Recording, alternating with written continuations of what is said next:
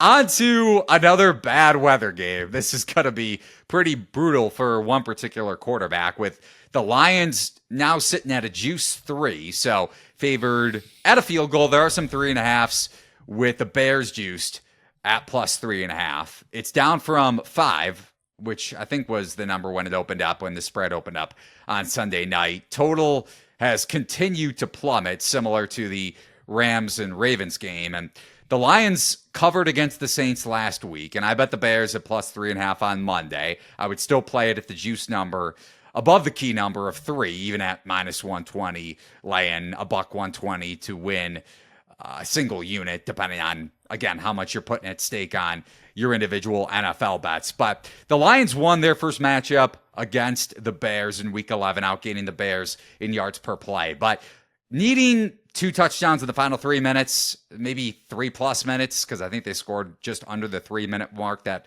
first touchdown kind of aids them in that yards per play category. The Bears, they were getting, I think they were plus in the turnover differential department, but still, they were outgaining the Lions for much of that game and controlling the clock as well. But you look at Jared Goff in outdoor weather, which is what I was alluding to from the get-go. Nearly 2/3 of his career interceptions and fumbles have come outdoors. We're going to see snow, rain, and 21-mile-per-hour winds at Soldier Field on the lakefront in Chicago. And he's also going up against a Bears defense that is allowing a bottom 10 EPA per carry and rushing success rate since getting Montez Sweat from the Commanders in Week 9, ahead of that Week 9 game against the Saints. Not that they weren't starting to play well the week before in Week 8, but this is a Bears defense that, it may sound cliche, but is starting to round into form with the personnel they have, despite the fact that they still have poor coaching with Matt Eberflus, who is a defensive guy first. And on that note, I think it is going to be tougher for the Lions to run the ball against this kind of upper echelon Bears defense, at least over the last month or so, especially if Frank Ragnow, the Lions center, is out. I think he's missed practice at least on Wednesday, if not the last couple of days, as we're recording this on Thursday afternoon. And on the other side of the ball, the Lions rank number 30 now in dropback success rate allowed.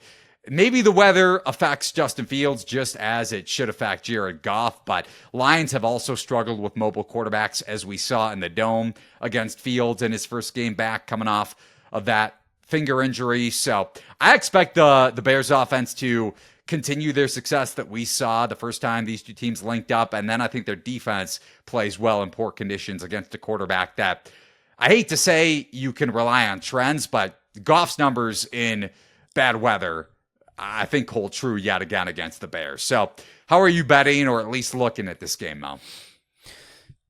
I like the under quite a bit, actually.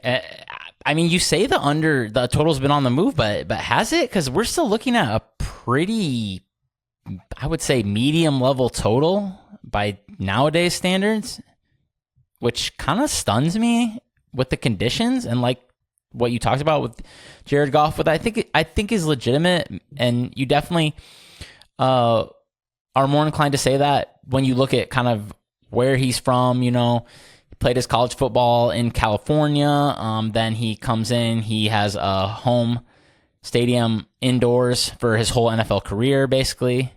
So I think that's definitely something I'm more inclined to believe in when we see something like that. Like you said, windy, should be a ground-bound battle here, man. I mean, both teams in the bottom 6 in pass rate over expectation here. So we all know the Lions want to pound the rock, and the Bears have had some success with how good their offensive line has been playing. Jared Goff outdoors, I'm curious to see what they do here, because it did really seem like the Lions, the Bears had a good game plan for him before. Like, they had guys standing in the throwing lanes he was wanting to hit. So it's going to be on Detroit's offensive coaching staff to make some adjustments here. And I think one of the adjustments they can make is more running the ball, because even like in the 2-minute drill in that last game against the Bears, dude, they were pounding the rock and it was working. I mean, they had 5.2 yards per attempt in that game. It was like so weird to watch. They were in a hurry up but handing off, but it was getting chunks of yards. So I also question whether Justin Fields can take advantage of this secondary. as some other quarterbacks have been, particularly in the conditions. So definitely with a total that is not as low as some of those we've seen, especially in games like this, I'm definitely interested in under 43.5 here.